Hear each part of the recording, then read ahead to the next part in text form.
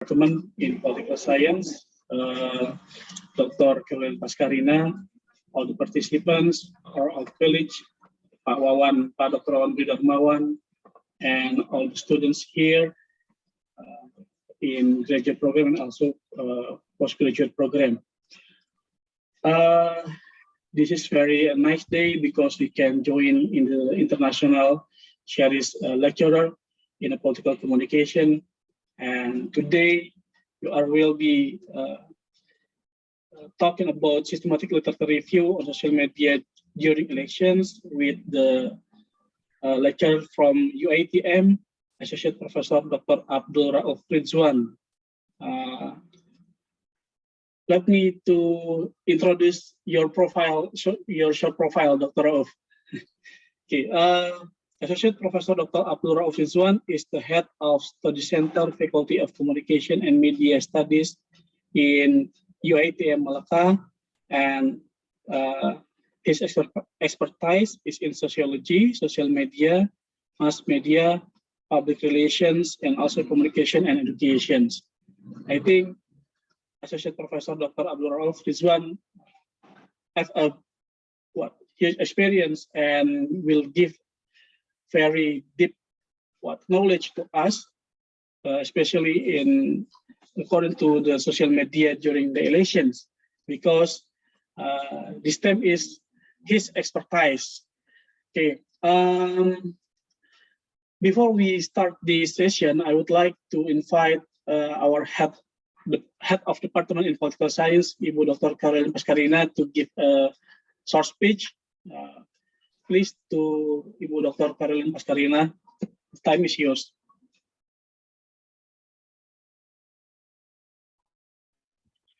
Thank you, Dr. Yusa Djuyandi. Assalamualaikum warahmatullahi wabarakatuh. Good morning, everyone. Good morning, Dr. Rauf. Morning. Welcome to this Zoom meeting in internet.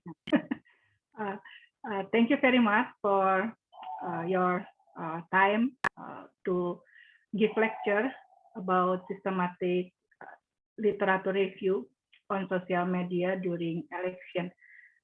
This is a very interesting topic, and today we have so many analysis on social media, especially in election theme.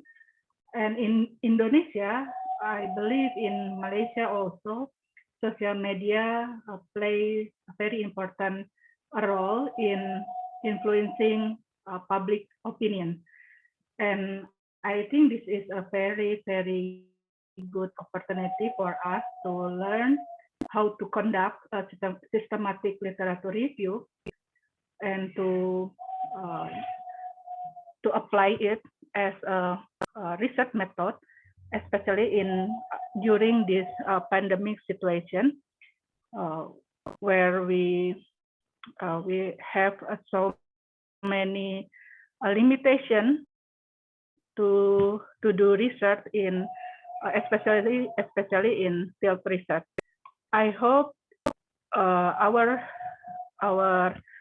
discussion today will bring more knowledge for us to conduct systematic literature review on social media during election.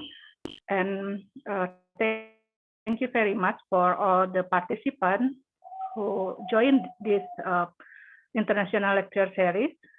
So I think without further ado, let's begin this lecture, and thank you very much for attending this program. And don't forget to join in the next series.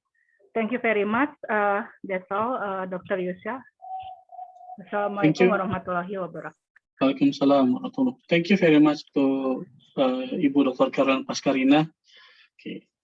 Dr. Abdul Rauf, I think this is very nice moment when we are talking about social media during the elections, because in Indonesia, especially 2 years from now, it will be general elections, and yeah, everybody knows about the situation here. Maybe also you are also become an observer maybe about the social media during the election, especially in Indonesia. So many people here in Indonesia use social media not only to share their daily life, but also sharing about politics situation and their opinion about politics, and maybe also their political orientations, who is they are support to, and what political parties they are prefer to choose, and so many else.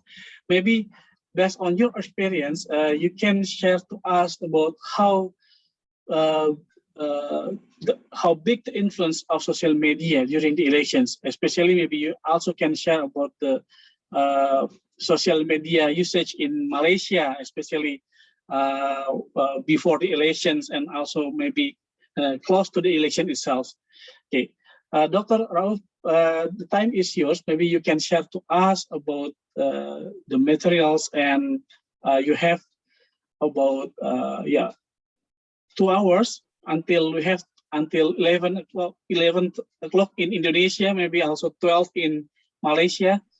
But we also hope that there will be question and answer session. So in the 2 hours we have lecture here, and you can maybe give the students here to have a chance in for questions and answer session. Okay. Please, Dr. Rauf, silakan. Okay. Thank you so much, Dr. Yusa Djuyandi, and thank you so much also to Ibu Caroline, the head of department. And thank you so much to everyone for those who attend this sharing session. I'm not very expert, but I'm going to share my experience in doing this kind of research. Actually, most of the research that I have conducted is focused on social media, which I did research on social media in Dakwah, social media, how social media can bring solidarity among multi-ethnic in Malaysia, how it can give to field of ethnocentrism, and then how social media can help bring effectiveness awareness on during COVID-19, and then during movement control order, and etc. So those are my research, basically focused on social media. But this time I did research, small research, using systematic literature review for this in kind of politics or election campaigns. Okay, so that's a little bit about my research background. Thank you, Dr. Yusa. You also have explained a little bit about me just now.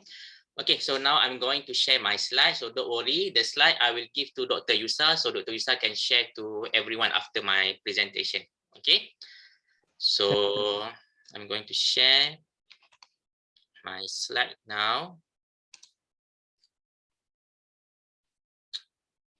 So can you see my slide? Yes, I can see. Okay, good. Okay, once again, Bismillahirrahmanirrahim. Okay, so the topic that I'm going to share with you, to all, especially those from Palpajaran University, and some of you may be from Malaysia, and my colleagues also are there. So thank you for joining. Okay, okay. So the topic that I'm going to share is social media during election campaign. Okay, so I move to the introduction part. So creating a social media strategy for use during political campaign has become as an essential part of every candidate's plan to get into office. Now everyone must know how to use social media. 100%. If you cannot use social media, at least you need to get someone help, maybe your public relation officer, to help you to promote the candidate and to promote you. So with social media site often getting more traffic than an official campaign website, it's important for candidates to get connected. Last time we used traditional media, maybe we only use certain website, but now the candidate itself can promote themselves. They use social media such like Facebook, Twitter. Now we have famous apps, we have TikTok. So we need to master all those skills in social media. So social media sites have gained popularity, very popular around the world, not only in Malaysia, including Indonesia, and among the people very quickly. Okay, so we saw the rising of social media sites like Facebook, Twitter, Instagram, etc. Nowadays. So all these sites have an impact on almost every aspect of human life. And during election campaign, during PRU, and now we are lecturers. We are also using internet. We are also using social media to get close with our students, to teach our students. Okay, so we use WhatsApp to communicate, to give, to receive feedback. So everything now we use social media. It's become our norms nowadays. Okay, so we need to master, and one day it becomes our norms, and it becomes normal in future. But since pandemic COVID-19, maybe it's still new, but now I think it has already become our norms in our life. Okay. So we also have seen the rise of smartphones, which actually is related to social media development. So more than 50% of the world population is using some kind of mobile phones, and most of it are smartphone. I believe everyone has handphone, not only handphone to call or to communicate, but majority of us have smartphones to take pictures, to listen to the radio, what else, to communicate, to talk, to send message, to take pictures, and etc. And to get information and etc. So the rise of the smartphone is certainly not something that happened overnight, but its dominance is poised to have an extreme impact on, especially during elections. Okay, we want to find out about the candidates. The candidate also want to promote themselves through the social media, through smartphone. We also want to find out about the candidate. We want to know them better through smartphone and through social media apps. So more people use smartphone for election coverage. Okay, not only the candidates, but also the audience and the people. So social media heavy campaign provide access, opinions, and engagement to all people, even though campaigns still follow to accomplish the same basic goals and objectives. The rise in social media seems to make sure that those running for office are held to a higher and more strict norm than before. So once again, it's about it's our norms, and it becomes our trend nowadays. Everyone must know how to use social media. It becomes the trends. So many voters prioritize social media for its dependability. And last time, the candidate need to promote themselves, they need to turun padang, but now anything, they just use social media. We also can know the candidate to find out the information about the candidate, what we call the prestige of the candidate through social media. So they say they are likely to rely more heavily to this type of political outreach and enjoy avoiding the filter of larger news network. And before this, long time ago, we just read newspaper to get know the candidates. And the candidate also publicize themselves through newspaper, through radio, and through televisions. But now we on the television and radio is still they are still popular, but supported by the media social, which is more powerful nowadays compared to the traditional media. So for the politicians, the benefit social media brings to a campaign is inevitable. They get to convey their own message in the way they want. Okay, we have power to select, to choose how to use the social media. They are not framed by any media outlet whatsoever, and they have a direct line to voters. So it provides great opportunity in a campaign. So for those who are very good in using social media, they have power. If they are very popular, they can get power. Then it's easier for them to win the election. So this one example of the cases, and this one during last time between Barack Obama and Mitt Romney, we can see the difference in terms of followers in Facebook, okay, in Twitter, okay, in Google, in YouTube, in Instagram. So we can see those who are very popular in social media, they become more powerful. They become social media influencer. So it's easier for them to get followers, to get support from the publics. Okay, so how important now the social media, actually we can see the certain situation that happened to a few countries. If they master social media, if they are very good in social media, if they are become influencer, if they are become famous, they can easier to win the election. Okay, they have a tendency to win the election if they are very popular and people like them, and when they become famous. So here at first, the impact of social media was almost exclusively on youth. Okay, now most of users, most of them are this target group, these youth, okay, or teenagers. According to the Pew Research Center, during the 2008 election season, over 1/4 of voters under the age of 30 found information about political campaign on social media. So most of the youngster below 30, they try to get information, especially if you want to know the candidate, they try to get the information from social media. And below 30, and long few years ago. So virtually no voters over the age of 30. By contrast, retrieve political information on social media during that same period. Okay, so just 10 years later in 2018, actually, 10 years later in US, over half of all the US adults reported that they had been civically active on social media in the past year, in the span of a decade. So we can see here, social media went from largely being a youth phenomenon to becoming an established information sharing platform in the US and other parts of the world. Okay, we can compare in 2008 and 2018. In 2008, maybe just some of them, they use social media. But now, after 2018, it becomes very popular over the world. Almost everyone use social media, all type of group use social media.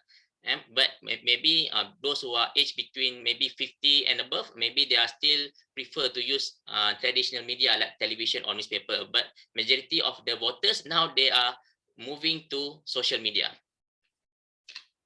So in Malaysia, since the controversy surrounding the 2008 and 2013 nation general election due to the rising popularity of opposition, social media networks have played a vital role in conveying political messages and debates. Moreover, in July 2019, Malaysia Parliament has approved a bill reducing the voting age for general election from 21 years old to 18 years old. Now, in Malaysia, the voters, the requirement, the minimum age is 18. Compared to last time, it was 21 years old. So next week, inshallah, we are going to have another small election in Johor. So those who are 18 and above, they can go for voting. And 211 out of 222 lawmakers said they supported the amendment to Malaysia's federal constitution, which allowed the changes to be introduced, which we are going to implement it. Actually, our first small election for 18 and above next week in Johor.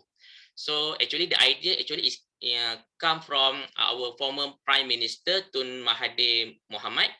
Okay, introduced that he believed that those who are teenagers, 18 and above, he thinks that are really matured, and then they are very active user in social media, and he think that the teenagers, those 18 and above, they can think wisely and can choose better compared to those before this. The social media was not very popular. Now we have social media, and then most of the users are teenagers. So that's why they put 18 and above, right, to go to vote, compared to a few years ago. So based on the data released by the Communications and Multimedia MCMC, a total 93.3% of nations surf social media every day, which is quite a lot, and 90% and above, okay, use social media, according to our MCMC in Malaysia. So Facebook usage is 91.7% of people, while WhatsApp application is 98.7%.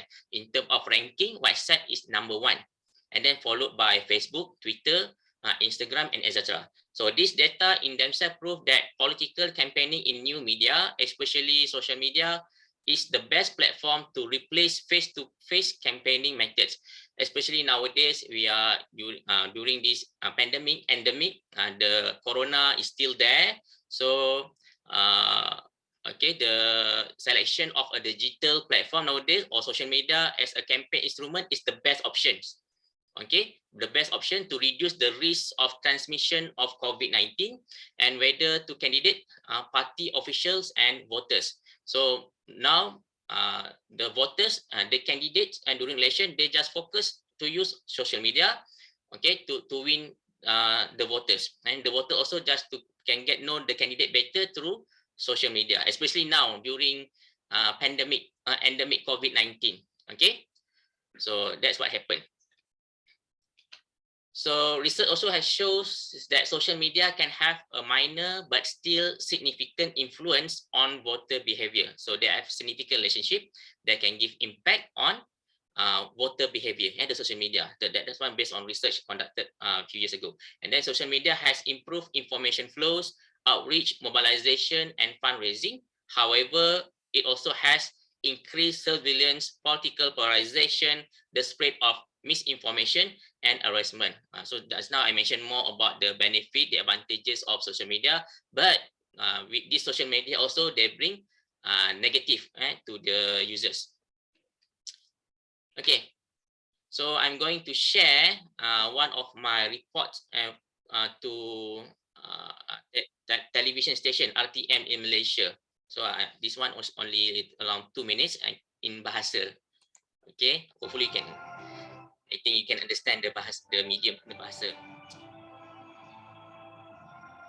This one was last year. Baik, terima kasih rakan pengampai di angkasa kuliah. Assalamualaikum dan salam sejahtera. Di Audio Melaka kali ini menyaksikan kaedah kempen secara tradisional seperti ceramah bersemuka, sesi walkabout dan lawatan rumah ke rumah. Tidak dibenarkan Kementerian Kesihatan bagi mengekang penularan COVID-19. Ketetapan tersebut membuatkan kaedah kempen kini lebih tertumpu menggunakan platform dalam talian dan media massa. Namun bagaimana perubahan tersebut memberi kesan kepada parti politik dan calon yang sudah biasa menggunakan pendekatan berkempen secara tradisional? Ikuti analisis yang disediakan wartawan Muhammad Ashraf Ishak.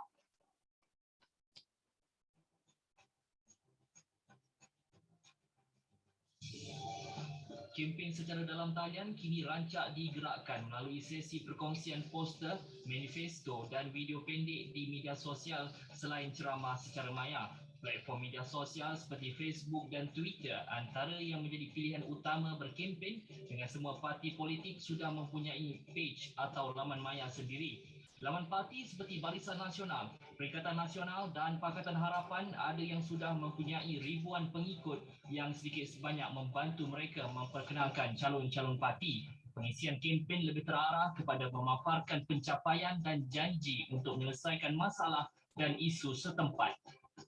Bagi saya, calon juga perlu dilihat matang dalam memahami masalah rakyat kerana visibility itu sangat penting, keterlihatan di media sosial sangat penting. Jadi mereka perlu sentiasa menampakkan yang mereka ni prihatin dan mereka peka terhadap masalah-masalah rakyat. Namun tidak kurang juga terdapat laman maya politik yang melakukan serangan terhadap pihak lawan. Trend ini banyak dilakukan laman maya penyokong parti yang diwujudkan oleh individu yang tidak bertanggungjawab dan terlalu taksub kepada parti pilihan mereka. Kita perlu berkempen secara sihat. Okey, kempen secara sihat dan penuh beretika. Bagi saya strategi yang terbaik adalah kita cuba membuat publicity, menunjukkan kebaikan pencapaian kita ada untuk calon ataupun untuk parti tersebut berbanding jika kita mencari kesalahan atau keburukan parti lain. Kempen secara norma baru ini juga dilihat turut memberi peluang seimbang kepada calon bebas untuk berkempen. So, bagi saya kalau calon-calon baru ni, kalau mereka teramat baru dan tiada follower, tidak aktif menggunakan media sosial sejak dulu, mereka mungkin menghadapi sedikit masalah untuk berkempen. Tapi jika mereka ini sudah ada ramai follower, sudah popular, lagi mudah untuk mereka berkempen dan lagi senang untuk mereka menyampaikan apa yang mereka nak sampaikan, terutama benda-benda yang dapat menarik perhatian rakyat. Bergerak ke hadapan, calon-calon bertanding dan parti politik boleh meneroka lebih banyak kaedah untuk menarik perhatian pengundi, khususnya generasi muda. This one actually was last year, small election campaign in Malacca, in my area. Okay, so now I'm going to share a little bit about my research on this topic and social media during election.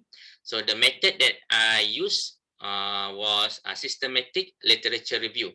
So this one we don't need to use primary data. We don't need to go for interview to distribute the questionnaire. We just get all the information from the internet, from Scopus, from Web of Science, or maybe from Google Scholar, and then we try to compile based from the topic that we want to do and the research that we want to do.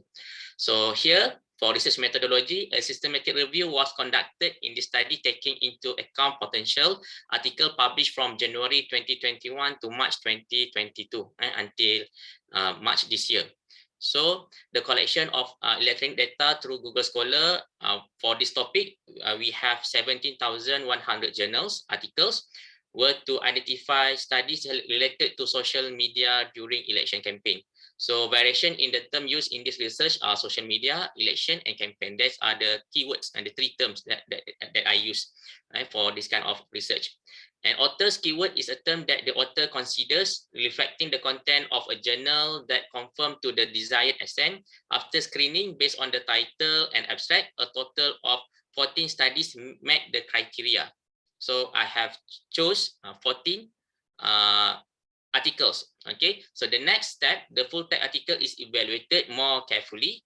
The main research question that guided the study was, what's the level of effectiveness of social media during election?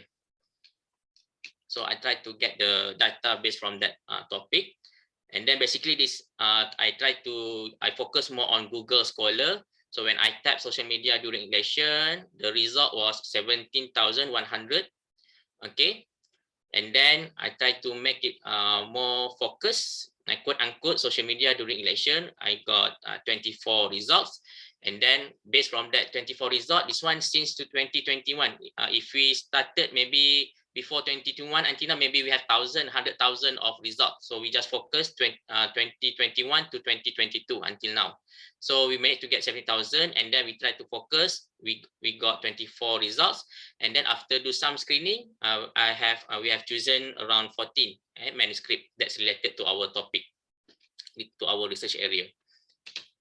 So finally, data is extracted from each independently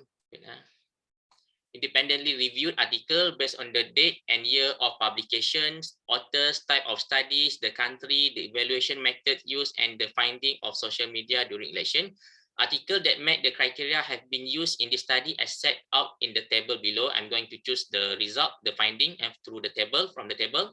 So from these 14 studies, 7 were quantitative, survey and content analysis, 4 qualitative, which are interview and observation, and we have another 3 concept paper, not based on quantity or qualitative. It's a concept paper. So 4 were conducted in Nigeria and India, and 4 Nigeria, 4 India, 1 from US, 1 from UK, 1 from Egypt, 1 from Zambia, 1 from Mexico, and the last one in Tanzania, and based on research 2021 to 2022, respectively. So these are the results.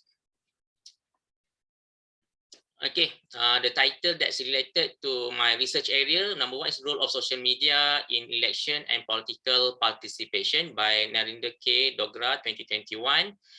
The first one I got from India is a concept paper. So the findings show that in the election, youth participation creates the awareness about the importance of voting in democracy through electronic media. And then number 2 by Christopher Simeon Avinia, also in 2021, social media penetration, party politics, and election in Tanzania, is a qualitative research. Country Tanzania, the findings show that social media had a transformative effect on core political party campaign activities. After this, I'm going to summarize everything based from my conclusion. And then we have author by Ogbimudia Peter Michael, 2021. The topic was mobilizing Nigerian youth for active political engagement through social media, examining the veracity of Facebook and WhatsApp in the 2019 general election. So the method that they used was quantitative questionnaire, the country in Nigeria, and then for the findings, the result revealed that both Facebook and WhatsApp were frequently used during the 2019 general election, which I also stated that WhatsApp and Facebook were among the popular in Malaysia. So same goes to Nigeria. And the majority of the youth were exposed to various messages during the election period. leading to 91% of the respondents agreeing that Facebook and WhatsApp were useful tools for youth mobilization. So maybe I believe Indonesia also the most famous social media is WhatsApp and Facebook. I don't know. After this, maybe you can share. Maybe you have other social media, other medium which is more famous compared to WhatsApp or Facebook. Okay, next. This one. And then we have Ibuka Ilyas, Chimoya 2021. The title was Legitimating Falsehood in Social Media, a discourse analysis of political fake news. Is based on quantitative content analysis, and they use content analysis. They studied they did research in Nigeria. So the finding shows WhatsApp allows for the easy and fast sharing of fake news, as it pulled the largest occurrence of legitimation strategies, followed by Facebook. Still, WhatsApp is #1 in Nigeria, and that's followed by Facebook. And then, but unfortunately, people use it more on focus also more on fake news. Okay.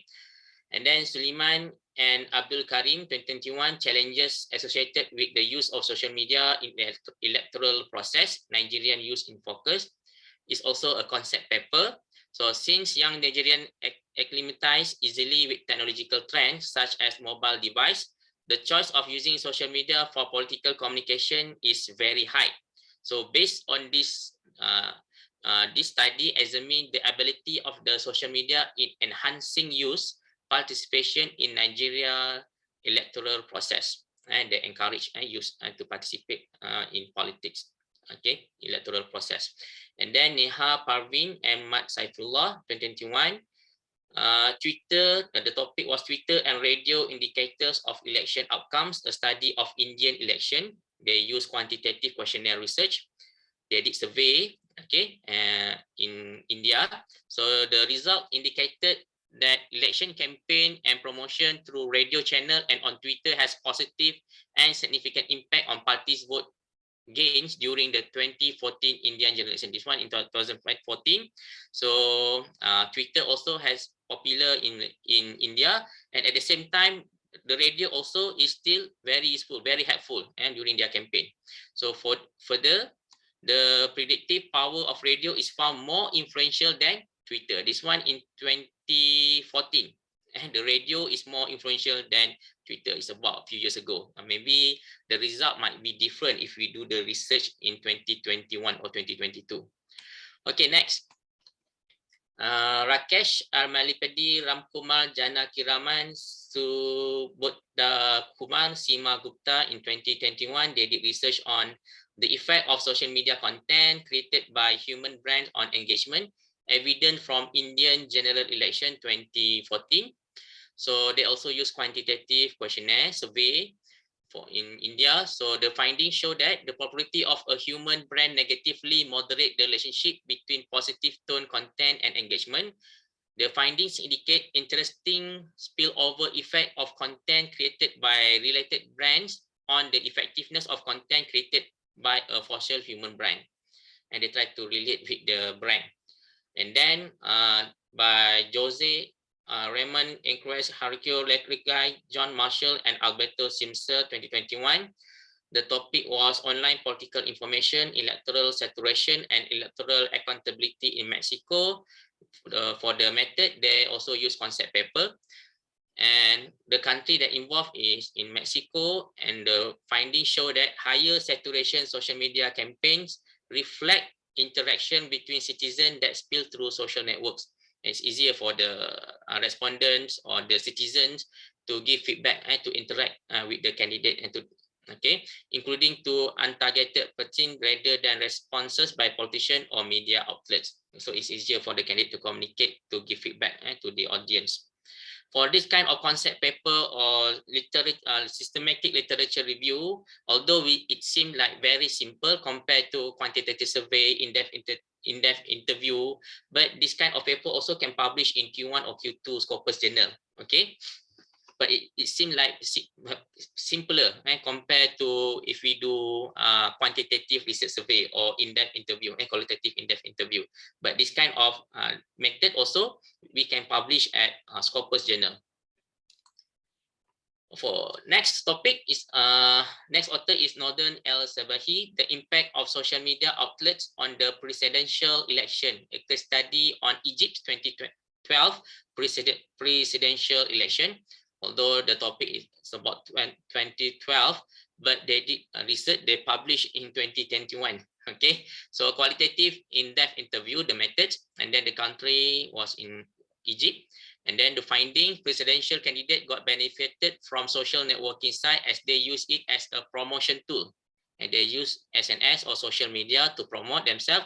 But at the same time, they were attacked through this site from their competitors. They use social media to promote themselves and to get publicity. At the same time, they were attacked by their opposition through social media. So in general, Facebook pages, Twitter account, and YouTube video have been extensively used by the candidates through campaigning before and during the election. They were very active using social media before and during election.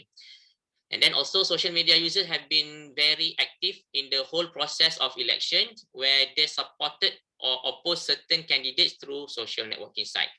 This one what happened in Egypt, okay, during election 2012. Okay, and then Umberto Famulari research published in 2021, the strategic use of visual on Facebook, a multimodal analysis of images and audience reactions during the campaign for the 2019 UK general election. So they use quantitative content analysis. They did research in UK. So the results show that overall attacking opponent was the most common strategy for verbal and non-verbal resources. And they prefer to attack through social media. Attack against opponent were also associated with a higher number of likes and share. Okay, it's related to higher number of like and share. Okay, maybe they can get publicity from this kind of attack, and many people will share, and many people will like that kind of status. Okay, so I jump to conclusion. Social media play an important role in shaping public opinions on vital political matters. The public use social media to express their concern and criticism on issues that concern their welfare, which the traditional media may not dare to report or broadcast. But so social media, we can get everything, anything. We can write anything. Okay, we can control.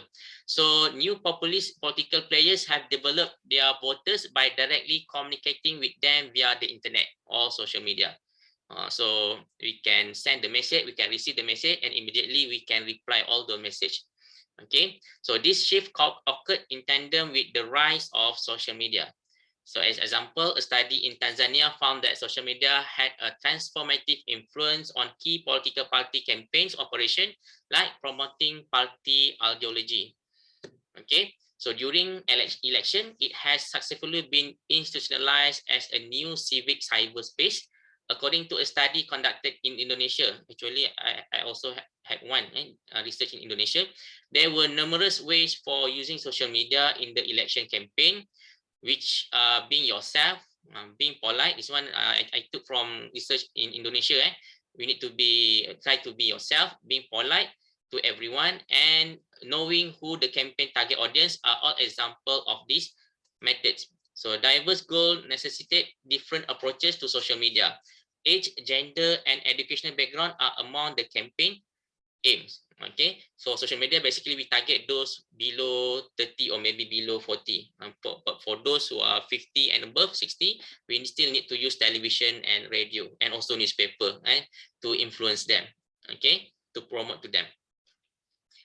Okay, so yes. Okay, it has become a fact that the political future in any country rests on the shoulders of youth. A study among youth participation on political engagement in Nigeria found that the majority of youth were exposed to various messages during the election period, leading to 91% of the respondents agreeing that Facebook and WhatsApp were useful tools for youth mobilization during the 2019 general election. So since young Nigerian acclimates easily with technological trends, such as mobile devices, the choice of using social media for political communication is very high. So everyone now need to use social media, to master and use social media. So in the election, youth participation creates the awareness about the importance of voting in democracy through electronic media. So overall, attacking opponent was the most common strategy for verbal and non-verbal resources, and they also use social media to attack their opponents. And the candidate use social media to promote themselves, and then the opponent use the social media to attack them. And attack against opponent were also associated with a higher number of likes and share. WhatsApp allows for the easy and fast sharing of fake news, as it pulled the largest occurrence of legitimization strategies, followed by Facebook. And lastly, to conclude here, in order to understand the role of any media in any political process, one needs to look at the surrounding political environment. So the environment now, actually nowadays, everyone use social media, it becomes our norm, so we need to clear that. A Malaysian-based data science organization suggests that the party leader who effectively utilize the wonders of social media and big data may have an edge in winning the election. Okay, to win the election, this is the strategy. So similar strategies were used back in 2018 when Pakatan Harapan coalition overthrew Barisan Nasional. In 2018, after few years, suddenly Pakatan Harapan took over from Barisan Nasional. And government in the 14th general election, inshallah, we are going to have our next general election and 15th general election next year, okay, GE15, with a campaign strategy that had a digital focus. So here, once again, I can conclude the selection of, which I can conclude that social media, once again, has become the vital things that we need to master, because the citizen also have used social media, and that's why the candidate, the politician also must know how to use social media effectively. Because social media went from largely being a youth phenomenon to becoming an established information sharing platform nowadays in the world. So now people nowadays totally, we all use social media, so it is better if we master this skill, because it's not our new norms anymore. It has become our norms, okay, to use social media in order for us to gain popularity, to get power, and to win certain thing, or to market the product, to win the election, to gain popular, everything. We need to master this social media strategy. I think that's all from me. We focus more on Q&A after this. Maybe we can do some comparison between Indonesia and Malaysia. I didn't do research in Indonesia. Maybe in Indonesia there's still the voters still 21, if I'm not mistaken. Okay, and that's all from me. After this, we will proceed with Q&A. Okay, thank you and Assalamualaikum. Waalaikumsalam warahmatullahi wabarakatuh. Thank you very much, Dr. Abdul Rauf. Waalaikumsalam warahmatullahi wabarakatuh. Okay, Dr. Rauf is very interesting presentation, and I think that there's a lot of the same thing between Indonesia and Malaysia, especially when we are dealing with some issue during the elections, especially how the peoples and also the politicians use the social media, not only to maybe to promote themselves, but also to attack their competitors. I have one question for you. That there are black campaign in Malaysia that using the social media. Are there black campaign in Malaysia that use social media during the elections, or is it only negative campaign? What kind of campaign? Black campaign? Yeah, okay. There's two types of the negative campaign and also black campaign. When we are talking about black campaign, this is the anonymous persons that no one knows about who shared the information, or the black campaign is attack someone or competitors for their personal side. Are there black campaign in Malaysia that are using social media before the elections?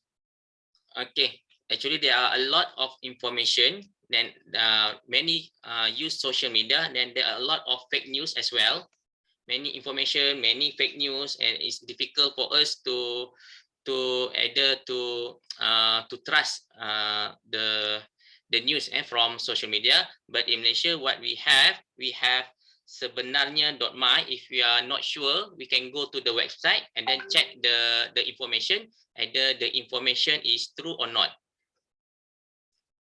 I don't know if I can answer your question or not. But if I don't know the information from the candidate from the Facebook, I just go to check from the website sebenarnya.com or sebenarnya.my to see the information. Someone will monitor the information and will explain through that kind of website sebenarnya.my, if I'm not mistaken. Does the government have strong regulations to to control the campaign in Malaysia? Nowadays, compared to long time ago, under Tun Mahathir, long time ago, the government was very strict. Okay, we have this kind of ISA whatsoever that we cannot easily, we don't practice 100% freedom of speech, freedom of expression, freedom of writing. But nowadays, since we have social media, it's not easy to control the information. So everyone can write anything, but actually it's up to us to trust the information or not. Okay, thank you. Maybe I will give time to the participants here who wants ask a questions to Dr. Auf. Please raise hand. Okay, there are some participants who already raise hands. David Christian, Muhammad Farel. Okay, the first chance I will give to David Christian. Time is yours, please, David Christian. Okay, thanks for the time, Mr. Yusa. And I want to ask some questions and several views from Dr. Abdul. I think it is clear that that is already been explained that campaign using social media is so fragile against black campaign or negative campaign, and many of it were resulted in, instead of spreading the vision and the missions of the candidates in the electoral, it became propaganda and attacking each other in the process. It is a misguided campaign. I want to ask about your vision. How should this problem be solved? Because thus we need to have a law about something that regulates this social media campaign. Should it be inside the law with punishment, or should the rules and ethics of social media campaign just became an unwritten rules like customs or norms? Because on the process, when this become a law with punishment, it is also being fragile to used as a tool by the government to suppress negative opinions about the regime. I think I want to ask about your view and how then should we do to face against this problem. Thank you for the time. And okay, thank you for the question, Mr. David Christian. Okay, actually, I want to, actually in terms of our social media in Malaysia, just now Dr. Yusa did ask me that I mentioned about we can check the information through sebenarnya.com example. So actually the people also need to become media literate and media literate in order to identify either the news is we can trust or not. So actually there are some of punishment if they have this kind of sedition. We have Sedition Act or we have Defamation Act or fitnah. So if we can find out that they really under this Sedition Act, hasutan or fitnah, we have our government also control. We have this Police Diraja Malaysia to monitor, and we also have this MCMC, Malaysia Multimedia Commission, which will monitor the social media. If someone reports, and then the MCMC and the police PDRM in Malaysia can take actions against them. So we are not, I cannot say that we are totally 100% freedom of speech, but be careful in whatever you type, in whatever you say in social media. If someone find out the information was not true or is a defamation, fitnah, then they can sue you through this PDRM in Malaysia. And MCMC, one of the jabatan in Malaysia, MCMC also is monitoring our social media usage in Malaysia. Okay, example like what happened in Malaysia in 1 week of campaign during Johor state election, which the election will be inshallah next week. 17 summons have been issued to political party. The election is next week, but already have 17 summons. Okay, so it means that those who write something which is not true or is a sedition act under defamation act, we can sue them. So get ready for the summon. And that's how our government control. But we as a citizen, we need to be media literacy. We must know how to identify either that kind of information is true or not, something that we can trust or not. We need to be smart enough as a citizen, as a social media users. I hope I can answer your question, Mr. David. Okay, thanks for the answer. It is very compelling. What I get is that there is a punishment against this information that were false, but the government still grant, or how they give public 100% of certainty that freedom of speech is granted in the public order. I think that's very answering. Thank you, Dr. Abdul, for the answer. We are a democratic country, that's why we practice that, but we need to be careful. Okay, thank you, Dr. Rauf. Okay, thank you also, David Christian. It's a very nice question and good questions. And I think, Indonesia as a democratic country is also must to be careful about sharing opinion, because many people here also maybe don't too much care about what they have typed in their social media. So until the police catch them and publish their photo in the media, and then become aware about what they have done. Okay, thank you very much. Okay, Farrell, please. Okay, thank you for the opportunity, Mr. Yusa and Dr. Abdul. I wanted to ask a question. It is said that in your lecture reviews that social media play an important role in shaping public opinion on vital political. For example, Donald Trump won the election mostly because using social media algorithm to manipulate public opinion that he is worthy to be chosen, or some kind of propaganda. My question is, can social media platform keep election candidates' disinformation under control, or should it be a written rule for it? Thank you for the opportunity, Mr. Yusa, Mr. Abdul. This is my question. Okay, and actually I'm not very clear, but I think that social media really help the candidates, and then the candidate, if they are already popular and they have many followers, so it's easier for them to win the election because they are influencer, because they already have followers. Okay, so whatever they say, their followers will agree with them, with the candidates. Okay, because they have strong followers, so they will agree anything that the candidates say during their election, janji manis or whatsoever.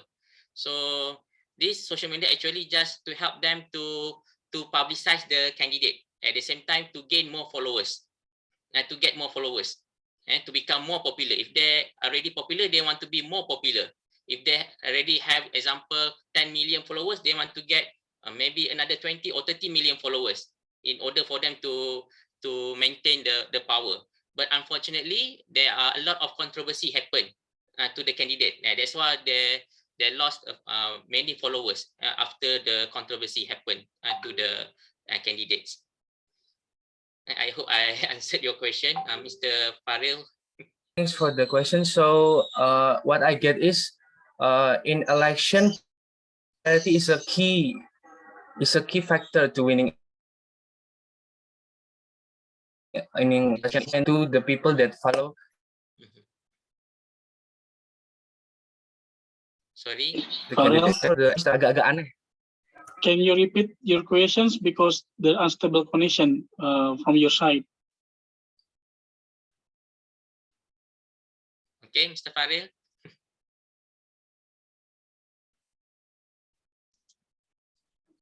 You can turn off your video.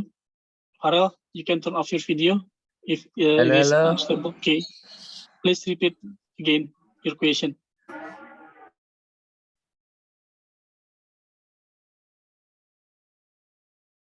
Just I want to add. Hello, I'm sorry. Okay, Mr. Faril, are you there?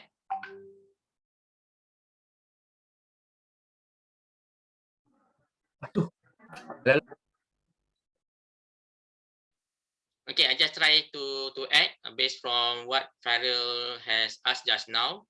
For me, candidate must align with the algorithms, aware of the usage of hashtag. Hashtag also is very important now. We must know how to use hashtags and know their voters' interest, what they want from candidates. So for me, social media is the key factors now in determining the winning candidates. The more likable candidates have the more chances for them to win. And many followers, many of them like them, many click like, many click follow. In order for them to win the election is higher. Okay, that's my personal point of view.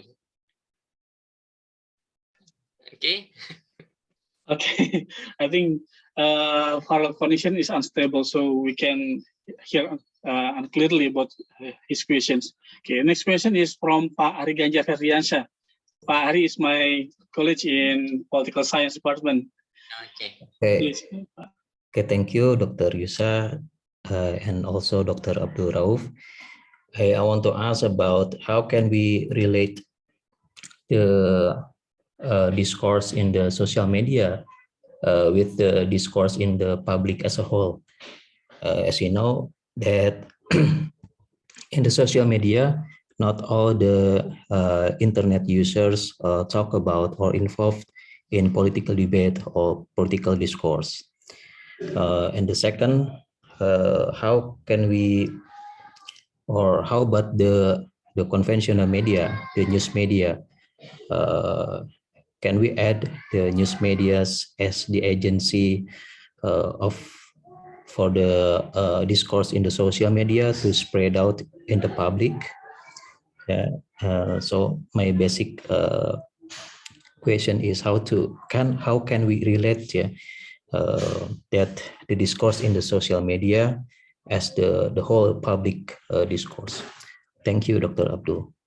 Okay, thank you, Pak Ari Ganjar. Okay, thank you for the question. For me, actually, it's no doubt that social media cannot reach to all voters, especially for those who live in rural area.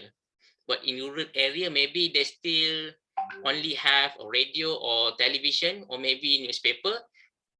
If they don't have those kind of technology like television, newspaper, maybe the candidates need to turun padang, need to meet them to do campaign. But unfortunately, during this pandemic, the candidate cannot see physically. So they only can use either traditional media or they can use social media. Social media, especially for youngsters, for teenagers, especially 18 and above, until 40. The rest for 40 plus or 50 and above, maybe they still prefer to get the information from television or maybe from radio and newspaper. So actually, we have our target audience. Social media, especially we target for those below 50. Okay, example, those 50 and above, we need to promote the candidate through television, through radio, or through newspaper.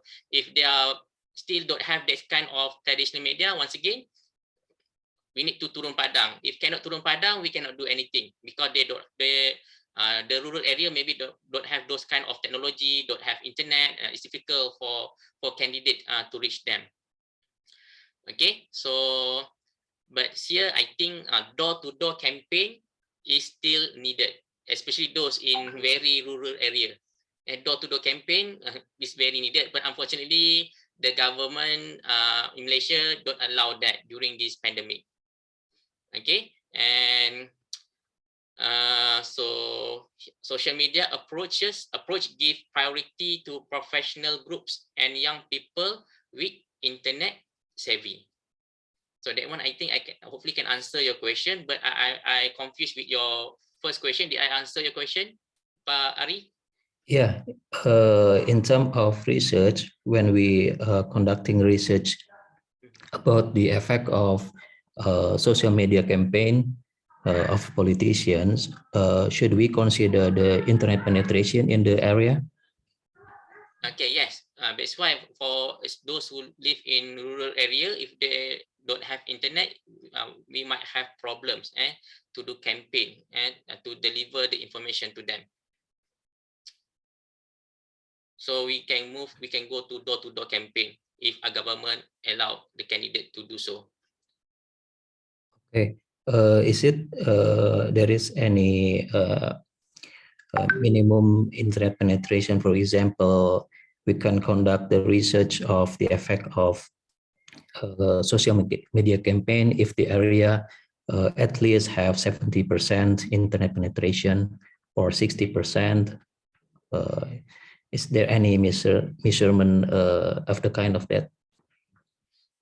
Maybe we always assume that many of us in Malaysia, actually most of us in this kind of area have internet access in Malaysia, but for those who don't have internet access, it's very minimal. That's why we didn't highlight that.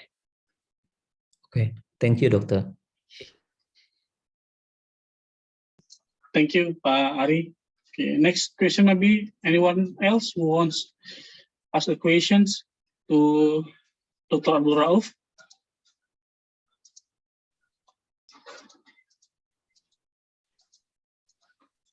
So next week will be our another election in Johor. Okay, during the pandemic, Johor will be our third election. Last year we had two, one in Sabah and then one in Melaka. And then inshallah next week we have another election, small election. We call it PRN in Johor. Dr. Rauf, I have a questions. Okay.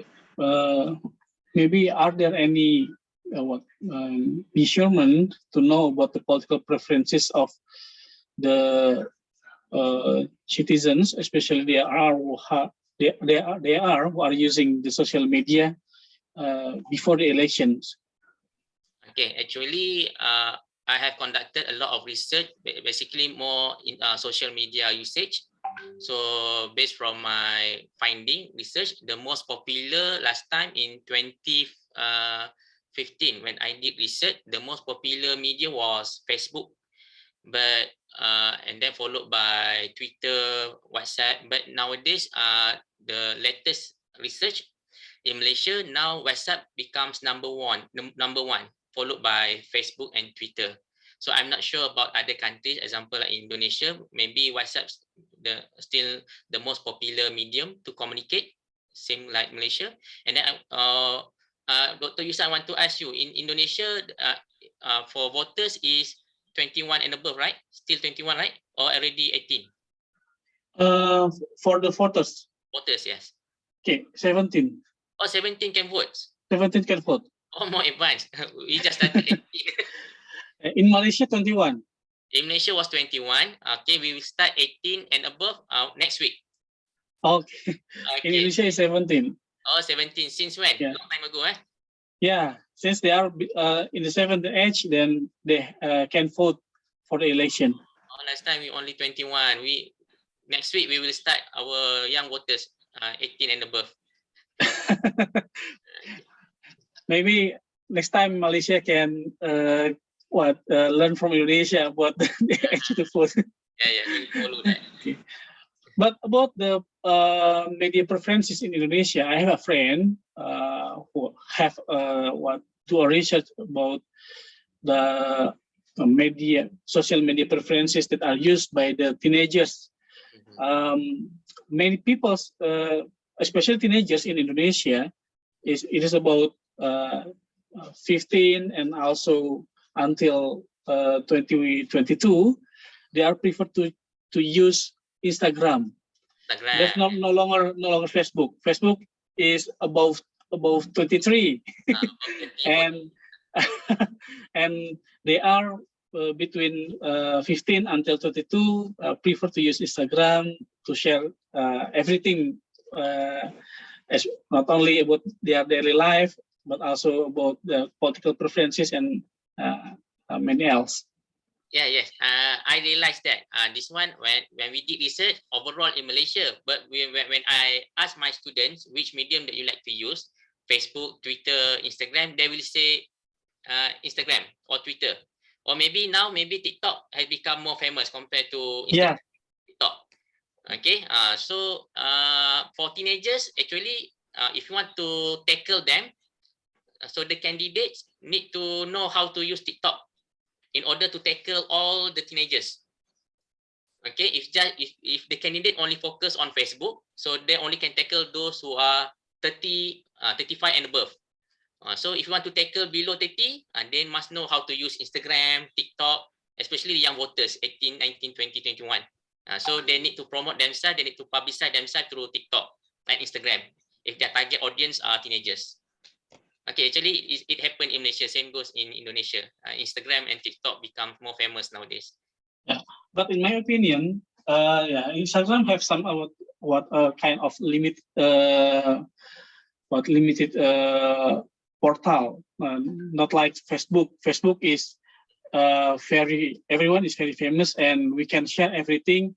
In the long term, not like Instagram. Instagram is only a short of narration that you can share on the media. And I have a question also for you that when we are talking about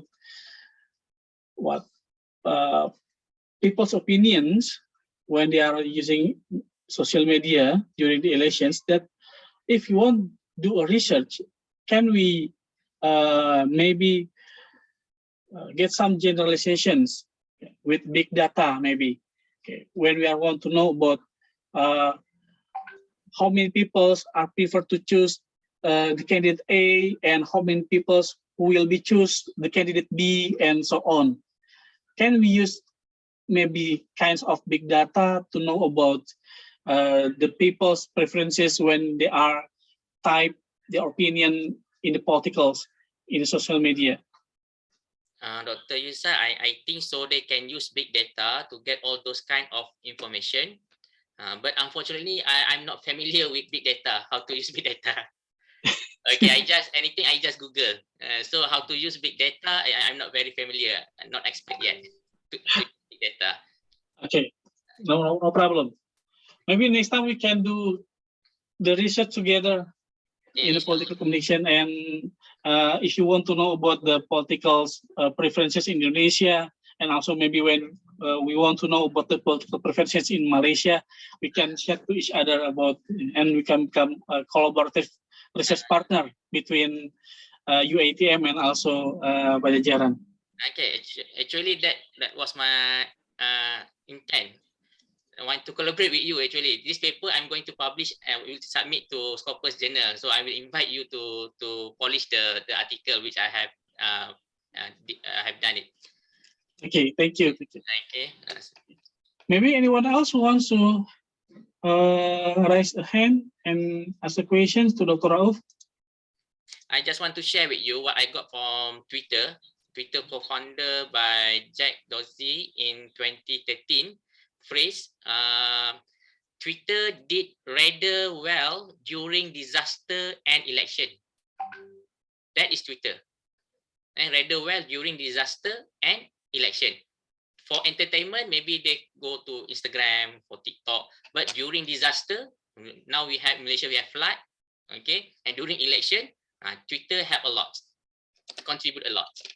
That's what co-founder Jack Dorsey said in 2013. Okay, Okay. Dr. Rauf, maybe you should try to find about Ridwan Kamil's as a governor of West Java. He is very he is always use social media to share his daily life and also anything else about his activity as the governor. And maybe you should try to watch his activity in social media, Instagram, Facebook. But he is Ridwan Kamil's maybe prefer to choose Instagram rather than Facebook, because I also follow his Instagram and also Facebook. But for his many activities, he posts in Instagram rather than Facebook. You should try to watch everything that what he has done. Yes. I think it's good. Maybe politicians in Malaysia also can learn about it. And also not only Ridwan Kamil, but also Pak Ganjar as a governor in Central Java, and also Pak Anies Baswedan as a governor in Jakarta. So you should try to watch their activity and their opinions in the Instagram and Facebook to analyze their politicals, maybe orientations and their political goals. For them all, that many people here in Indonesia connected what they have to do in social media for the 2024 presidential elections. Yes, totally agree with you. The point here is, I can see, is about visibility. Visibility is very important. So whatever we do, we need to show it so public know what we are doing. Okay, so visibility actually help us to promote ourselves. If not, they don't know that we are working, we are trying so hard. Like example, I also like to update at my Facebook. Like me, I prefer to use Facebook. I like to update my Facebook. Example, like you invite me to give my sharing session with Pajaran. So I have put it at my Facebook, and I let the others know that actually I'm working, and I'm the reason is for me to do networking, and actually I try to promote myself. So after this, inshallah, other university will invite me. That's why visibility is very important. I also have got invited from Saudi Arabia, Taibah University, and a few university, a few college. Because I promote myself at Facebook and LinkedIn. And for my career path, I prefer to use LinkedIn and Facebook. And for Instagram, for me, for Instagram and TikTok more for my entertainment. So it depends to you. Either you want to use Instagram. For Instagram, it's just for my entertainment, to put my family pictures, everything I put my Instagram, TikTok. But for Facebook and LinkedIn, my target is for my to do networking to other colleagues, to other lecturers with other universities. So actually, it depends to your intention, as long as you know how to visible yourself and visibility. Did you follow any politicians in Malaysia in Instagram especially, or maybe in Facebook? That one I can actually I cannot show it to. I cannot show that I'm this follower, this political followers. I cannot show it because in Malaysia, if we try to be neutral, because I work at government sector, so I cannot show that I follow this Facebook, or I support this. I support this party, or I support this party. I cannot show it at my Facebook because someone will try to investigate. Oh, okay. So is it mean that when you are follow someone, politicians especially in Facebook or Instagram, that's mean that you will be choose A, B, C, or D? If I want to follow, I follow everyone. I follow all political parties. If not, Okay. I just become silent. I'm not any followers. Okay. Thank you very much, Dr. Rauf. Okay. Anyone here who wants to ask a question to Dr. Rauf? If there's no more questions, Okay, maybe... actually, just want to share with you, Najib has a lot of controversy, but actually, he is doing well on Facebook and Twitter. in Malaysia, our former Prime Minister Najib, he's very active in Facebook and Twitter. He did very well. So that is his strength.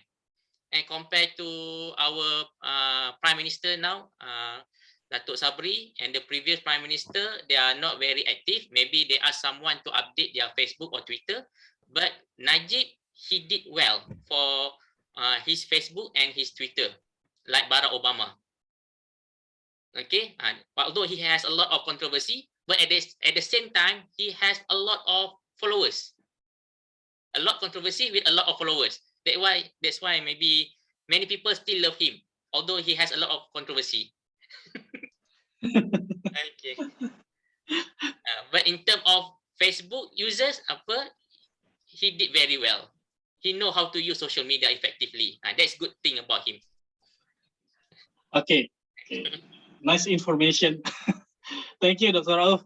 Okay. I think this is the end of our session, and maybe after the session, we still have one more class for you, but maybe we have to arrange the schedule, especially your time. I know you are quite busy, and maybe we can discuss after this in WhatsApp. Inshallah. Okay. Everyone is busy. Pak Yusa. Yeah, boleh. I'm Rakib from USIM, University of Islam Malaysia. Oh yeah. Assalamualaikum Dr. Rauf, how are you? Hi, Dr. Rakib. Oh, you are here. Because you promoted about your activity here in your Facebook, that's why I joined here. Yes, thank you so much. So Dr. Rauf, I just want to ask, Doctor, what do you think? Because you mentioned just now, we as educators, especially working in the government sector, we can't show our support to any of these politicians. So what do you think if, for example, if you are teaching a subject, for example, about media and politics, and we want to discuss about politics in Facebook or in Instagram or any of the social media, is it permissible doing this? I mean, the critically discussion about politics. Okay. In the Malaysian context, your comment, Doctor. Okay, thank you, Dr. Rakib. Thank you for your question. Actually, I did teach this kind of subject, action politics, to my students. And then during my class, I try to be neutral. Sometimes I support, as example, sometimes I support Najib, our former Prime Minister. Sometimes I didn't support him. What are the advantages? What are the strengths? What are the weaknesses of both parties? I try to become neutral. At the same time, I let my students to express anything. If they love Pakatan Harapan, why Pakatan Harapan is very good? If they like Barisan Nasional, why you think Barisan Nasional is more effective, is better compared to Pakatan Harapan? I let my students to express anything. Okay. I try to become like orang tengah as a middle person between these two parties. I let them to discuss. I let them to talk. I let them to express anything. But at the same time, I try to be neutral. I cannot say that I'm pro Najib, I'm pro Muhyiddin, or I'm pro Tun Mahathir. I try to become natural, but I let my student to express anything, because we need to let them to express. In order for them to become more mature, smarter in future, we need to let them to express anything, and then we need to encourage them. At the same time, we try to give our opinion, and then what we can say is up to them, either when they want to trust us, either they accept our opinion or not. We just give our opinion, and then we need to, at the same time, we encourage them to express anything about our political scenario in Malaysia. So that's what I did. I taught that subject, I think 2-3 years ago, and then I passed that subject to other lecturers who are better than me in terms of politics context in Malaysia. Okay, all right. Thank you, Dr. Rauf. Because I just joined this academia live, so I think because before this, for example, just to have a discussion with you, when I was teaching in USM, basically in journalism. So usually, when we discuss in journalism, we have to discuss about politics.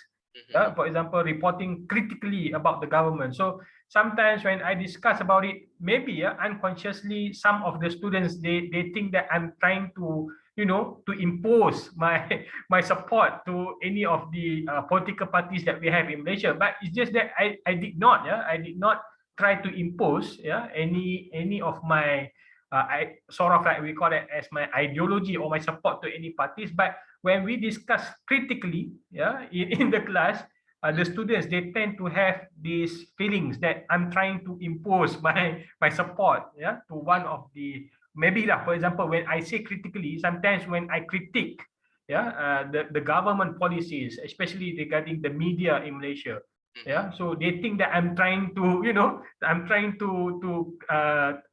critique the government and trying to support the Pakatan Harapan. For example, when we discuss about the media regulations in Malaysia, we like it or not, sometimes we have to critique the media regulations that we have in Malaysia. So that's the context of my question here, Doctor. I agree with you.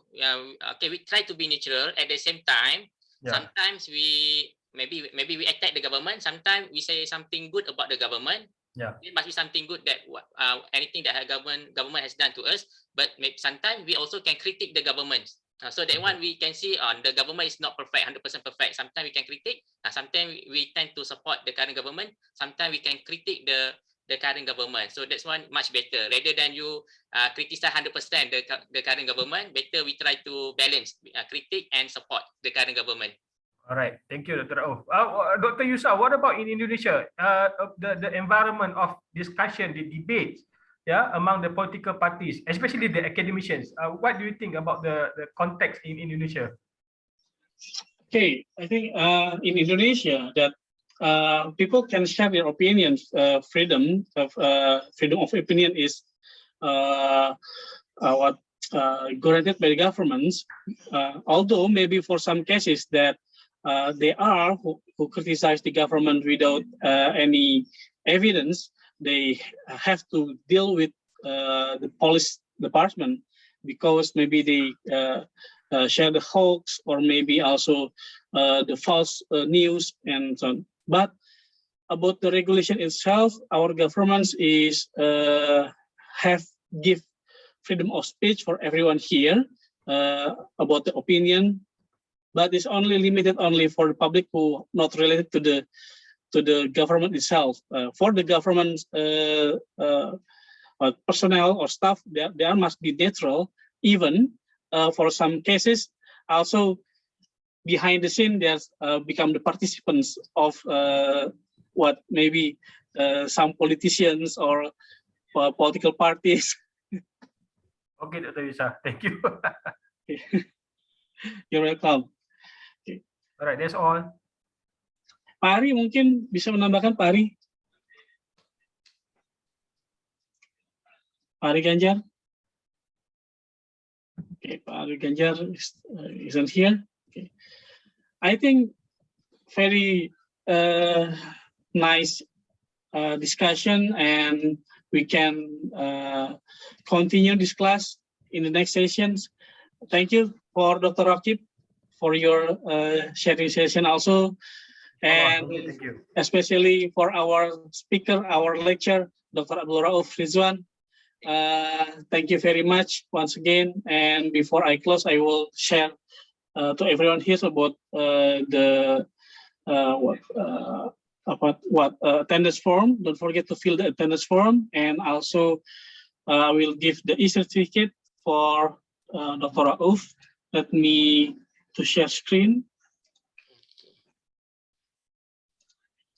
Okay, I want to share screen. Okay, here's the e-certificate for Dr. Rauf. Thank you very much. Thank you so much, Dr. For your nice presentation and for your lecture here. Thank you for joining. Thank you for opening your ears. Thank you very much. Maybe last chance for Dr. Carol Pascarina. Ibu Carol, are you here? Okay, I think Ibu Carol has left meetings. Okay, I will close this general class. Thank you very much for. Okay, Ibu Carol, please. Oh, can you hear me? Yes. Oh, okay. Thank you very much, Dr. Yusa and Dr. Rauf, for very interesting topic we discussed today about social media, and we hope that this is just a beginning to further collaboration between Pajajaran and UTF for doing collaboration research about social media in Indonesia and Malaysia. I think that would be very interesting also because Indonesia will have general election in 2024, and research about social media opinion is something that very popular today. I hope we can continue this discussion and further collaboration next time. Thank you very much, Dr. Rauf and Dr. Yusa, for the time.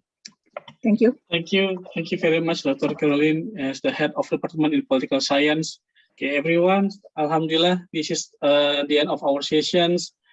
See you next time. Good morning. Assalamualaikum warahmatullahi wabarakatuh. Waalaikumsalam warahmatullahi wabarakatuh. Terima kasih. Thank you very much. Thank you so much. Yeah.